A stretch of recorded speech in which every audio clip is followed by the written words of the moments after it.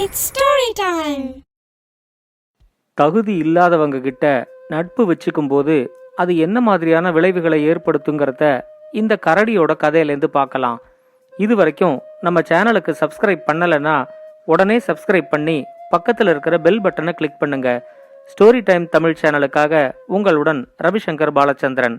கதையை கேட்கலாம் வாங்க. ஒரு காட்டுல எந்த வேட்டையும் கிடைக்காம ஒரு நரி ரொம்ப பசியோட அலைஞ்சுக்கிட்டு இருந்துச்சு. அது ஒழுங்கா சாப்பிட்டே 4-5 நாள் ஆயிடுச்சு. அந்த காட்டுல மான், முயல் இத மாதிரி மிருகங்களோட எண்ணிக்கை ரொம்ப குறைஞ்சதால தான் வேட்டையாட முடியாம பசியோட அந்த நரி அலைஞ்சுக்கிட்டு இருந்துச்சு.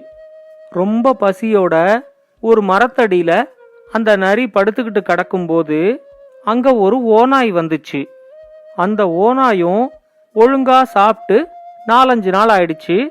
அதுக்கும் வேட்டை ஒண்ணுமே கிடைக்கல. அந்த நரியும் ஓநாயும் மரத்தடியில படுத்து கொஞ்ச நேரம் பேசிக்கிட்டு இருந்துச்சு. இந்த காட்டுல மான், முயல் மாதிரியான மிருகங்கள்லாம் எதுவுமே கிடைக்க மாட்டேங்குது.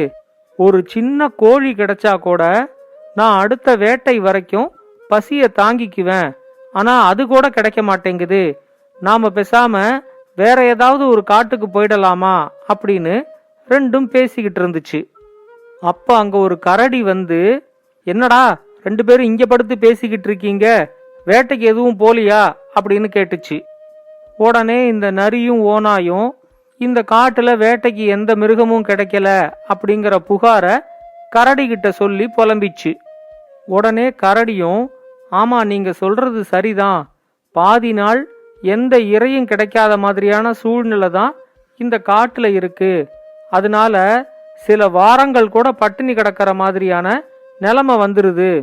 நானும் சாப்பிட்டு 4-5 நாள் ஆகுது அப்படின்னு சொல்லிச்சு. அதை கேட்ட உடனே நரி, இதுக்கு ஒரு முடிவு கட்டவே முடியாதா? வேற வழியே இல்லையா? இந்த காட்டை விட்டு நாம வேற ஏதாவது ஒரு காட்டுக்கு தான் போய் ஆகணுமா அப்படின்னு கேட்டுச்சு. அப்ப ஓநாய் சொல்லிச்சு, நாம நினைச்சா இதுக்கு ஒரு முடிவு கட்ட முடியும். இன்னிலேந்து நாம 3 பேரும் நல்ல நண்பர்கள் ஆயிடுவோம். 3 பேருமே சேர்ந்து வேட்டைக்கு போவோம். அந்த வேட்டையில நமக்கு எது கிடைச்சாலும் அத 3 பேருமே பங்கு போட்டு சாப்பிட்டுக்குவோம் அப்படின்னு சொல்லிச்சு. அந்த 3 மிருகத்துக்குமே தனியா வேட்டையாடுற அளவுக்கு உடம்புல தெம்பு இல்லை. சேர்ந்து வேட்டையாடி பங்கு போட்டு சாப்பிட்டாதான் இனிமே உடம்புல கொஞ்சம் தெம்பு வரும் அப்படிங்கறதுனால 3மே இந்த திட்டத்துக்கு ஒத்துக்குச்சு. கரடி தான் தலைவர். கரடி சொல்றத நரியும் ஓநாயும் கேட்கணும் அப்படிங்கிற மாதிரி முடிவான உடனே 3ம் வேட்டைக்கு கிளம்பிச்சு. இனிமே நம்ம 3 பேரும் பிரியவே கூடாது. நாம 3 பேரும் சேர்ந்து இருக்கிற வரைக்கும் நம்மள யாராலையும் ஜெயிக்க முடியாது, நண்பேண்டா அப்படின்லாம் கத்திக்கிட்டு அது 3ம் காட்டுல இரைய தேடி போச்சு. காலையிலேந்து மத்தியானம் வரைக்கும் அலைஞ்சு திரிஞ்சதுக்கு அப்புறமா ஒரு இடத்துல ஒரு மான் அடிபட்டு கிடக்கிறத இது 3ம் பார்த்துச்சு. அந்த மான் ஏற்கனவே நல்லா அடிபட்டு உயிருக்கு போராடிக்கிட்டு இருந்துச்சு. எப்ப வேணா செத்து போயிடும் போலதான் அந்த மானும் இருந்துச்சு. ஒரு கரடி, ஓநாய், நரி இது 3ம் தேடிக்கிட்டு வர்றத பார்த்த உடனே அந்த மான் தப்பிக்கிறதுக்காக எழுந்திருச்சு ஓடுறதுக்கு முயற்சி பண்ணிச்சு. அதுக்குள்ள இது 3ம் ஒன்னா சேர்ந்து ஒரே பாய்ச்சலா அந்த மான் மேல பாஞ்சு அத கொன்னே போட்டுருச்சு. செத்துப்போன அந்த மானை இழுத்துக்கிட்டு வந்து ஒரு புல்வெளியில போட்டதுக்கு அப்புறம்தான் அந்த மான் ரொம்ப சின்னதா இருக்கிறத 3ம் கவனிச்சிச்சு. இந்த மானை நான் ஒருத்தனா சாப்பிட்டாலே என் பசி அடங்காது போல இருக்கு. இத 3 பேரும் பங்கு வேற போட்டுக்கணும். நம்மளோட பங்கு ரொம்ப கம்மியா இல்ல வரும் அப்படின்னு ஒன்னு யோசிச்சிச்சு. இப்போ இந்த மானை 3 பேரும் எப்படி பங்கு போட்டுக்கிறது அப்படிங்கிற பிரச்சனை வந்துச்சு. பங்கு பிரிக்கிறதுக்கு நரியும் ஓநாயும் ரொம்ப அவசரப்பட்டுச்சு. கண்ணுக்கு முன்னாடி மான் செத்து கிடக்கிறப்போ கரடியாலையும் பசிய தாங்க முடியல. ஆனாலும் அது கொஞ்சம் பொறுமையா இருந்துச்சு.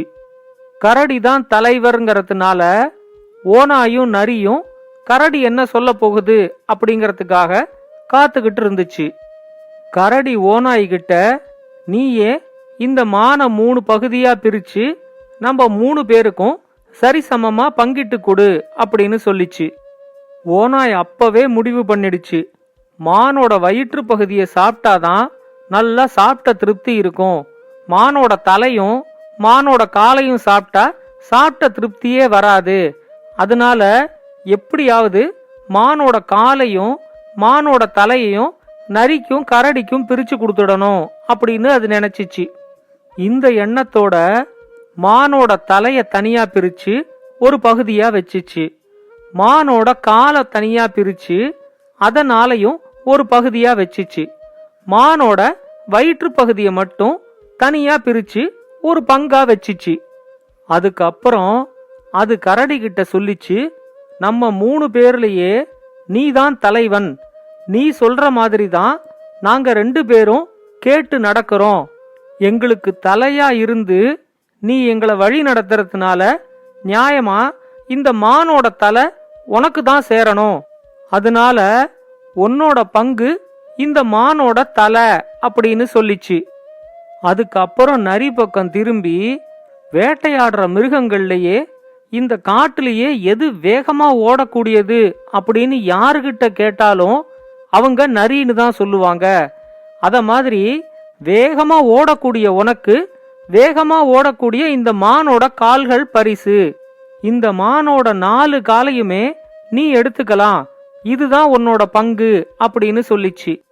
அதுக்கப்புறம் அந்த மானோட வயிற்று பகுதியை மட்டும் தங்கிட்ட இழுத்து வச்சுக்கிட்டு, எதுக்குமே பிரயோஜனப்படாம தலை சொல்ற மாதிரி கேட்டு நடக்கிறேன், கால் சொல்ற மாதிரி நான் ஓடுறேன், இத மாதிரி இந்த வயிற்று பிழைப்புக்காக உங்க கூட சேர்ந்து நானும் வேட்டையாட வந்திருக்கேன்.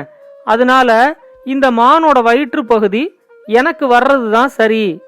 ஏதோ எனக்கு கிடைச்ச இந்த மானோட வயிற்று பகுதியை வச்சு நான் என்னோட வயிற்று பசிய போக்கிக்கிறேன் அப்படின்னு சொல்லிச்சு. இப்படி ஓநாய் பங்கு பிரிச்ச உடனேயே நரிக்கும் கரடிக்கும் அது ஏமாத்த முயற்சி பண்ணுது அப்படிங்கறது நல்லா தெரிஞ்சு போச்சு. கரடிக்கு வந்த கோவத்துக்கு அதோட உடம்புல இருந்த சக்தி எல்லாத்தையும் ஒன்னா திரட்டி கையால ஓங்கி ஓநாயோட தலையில ஒரு அடி அடிச்சிச்சு. ஏற்கனவே 4-5 நாளா சாப்பிடாம இருந்த ஓநாய் அந்த கரடியோட அடிய தாங்காம அந்த இடத்துலயே சுருண்டு விழுந்து செத்தே போயிடுச்சு. ஓநாய் செத்ததை பார்த்ததும் நரி ரொம்பவே பயந்து போயிடுச்சு. இப்ப கரடி நரி கிட்ட சொல்லிச்சு, நம்ம 2 பேரையும் ஏமாத்தணும்னு நினைச்ச ஓநாய் இப்ப ஒழிஞ்சு போயிடுச்சு. அந்த மானை இப்ப நம்ம 2 பேருக்கும் நடுவுல நீ பங்கிட்டு கொடு அப்படின்னு சொல்லிச்சு. உடம்பெல்லாம் நடுங்கிக்கிட்டு அந்த நரி மெதுவா எழுந்திருச்சு. கரடிய வணங்கி கரடிய நல்லா புகழ்ந்துட்டு அதுக்கப்புறமா பங்க பத்தி சொல்ல ஆரம்பிச்சிச்சு. நீங்க தான் என்னைக்குமே எங்களோட தலைவன். அதனால இந்த மானோட தலைப்பகுதி கண்டிப்பா உங்களுக்கு தான் சொந்தம். எங்களோட வயிற்றுக்கு ஏதாவது இறைய தேடி கொடுக்கணும் அப்படிங்கிற எண்ணத்தோடையே எப்பயுமே நீங்க இருக்கிறதுனால இந்த மானோட வயிற்று பகுதியும் உங்களுக்கு தான் சொந்தம். எங்களோட நலனுக்காகவே எப்பயுமே நீங்க ரொம்ப அலைஞ்சு திரியுறீங்க. அதனால இந்த மானோட கால் பகுதியும் உங்களுக்கு தான் சொந்தம். அதனால இந்த மானை முழுமையா நீங்க சாப்பிடுறது தான் சரியா இருக்கும். இவ்வளோ நல்லவரா இருக்கிற உங்களையே இந்த ஓநாய் ஏமாத்த பார்த்துச்சு.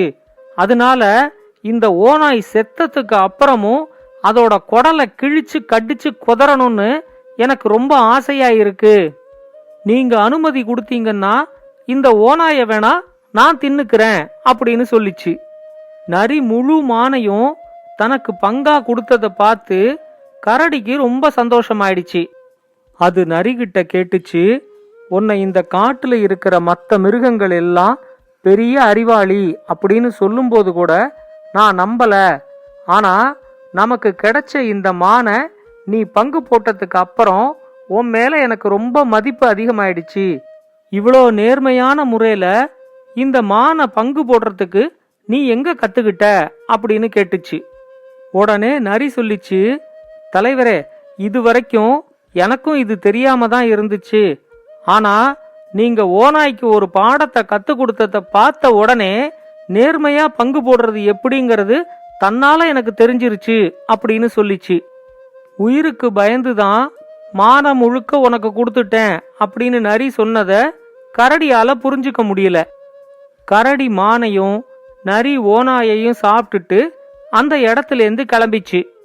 அன்னிலேந்து கரடியோட கூட சேர்ந்து வேட்டையாடுறது பெரிய ஆபத்து அப்படிங்கறத புரிஞ்சுக்கிட்டு அந்த நரி கரடி கண்ணுல படுறதே இல்ல.